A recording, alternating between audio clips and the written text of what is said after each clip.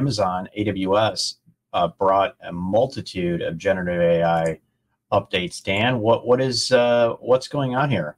Well, for more information on that, please follow Patrick Moorhead on x.com, because he probably put out one of the better tweets. It got exactly 2 likes. It got like 40. What are you talking about? I don't know. I clicked on the one that you shared. It shows 2. I don't know. Am I wrong? Anyway, it's not all about the likes, you know. I don't know. My children told me it is. So sometimes when I post stuff, they're like, you're verified, but only like 5 people like your tweets. It's not very nice. My kids are kind of mean, but I can say that here because I know they'll never listen to my podcast. Yeah. By the way, they won't read my books either. You think the one person you could count on to read your books would be. All right. So disappointing. So in the Gen AI world, we are going to talk quite a bit about GA this week, and another Bedrock, which is the managed service for the various foundational and large language models offered by AWS. And Pat, you know what I said in my tweet? Amazon is further democratizing the ability for enterprises and users to be able to implement and scale their artificial intelligence and generative AI ambitions through making and democratizing these foundational models and large language models. So if you're already running your data and running your compute in AWS, it's a shortcut to being able to simplify and implement your Gen AI ambitions. So you saw that they have their Titan, which is a bunch of search and personalization engines that are going to be made GA as well. They've now decided to quickly adapt Llama 2. And then they've got a few other things that they came out with. Probably the most important thing, Pat, that I noticed in this week's announcement is they're starting to want to communicate that, hey, we have big companies, big customers that are committed to and leveraging AWS and Bedrock to take their Gen AI strategies to market. So they put this in here, and Pat, that's why I said I loved your tweet, because it was a nice consolidation of these thoughts for me. But big companies like BMW, big companies like LexisNexis, Rocket Mortgage, PGA Tour, and many others are basically saying they've already committed to building generative AI on top of AWS Bedrock, Amazon Bedrock. Is it AWS Bedrock or Amazon Bedrock?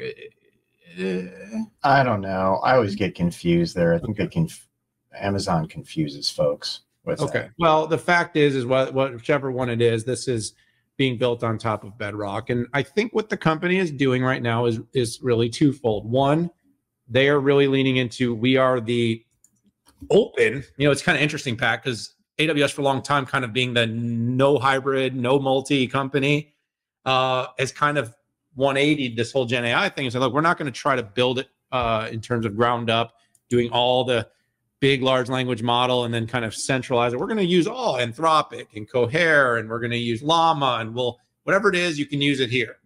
And they've kind of created that very open approach, which I think in Gen AI is good, as I do believe some of these bigger large language models that were initially moats aren't really going to be moats long term. The foundational models, the smaller models, the industry specific models, that's where it's going to be at.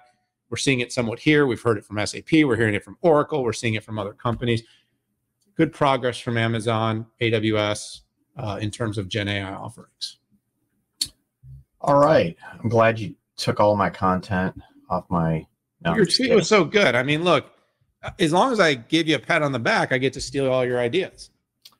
You do. And sometimes I'll steal your ideas and not give you any credit. So I appreciate you giving me the credit there. I know, dude. I know.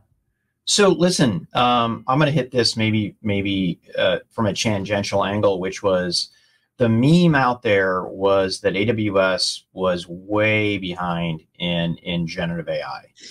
And that was, issued by people that I respect out there.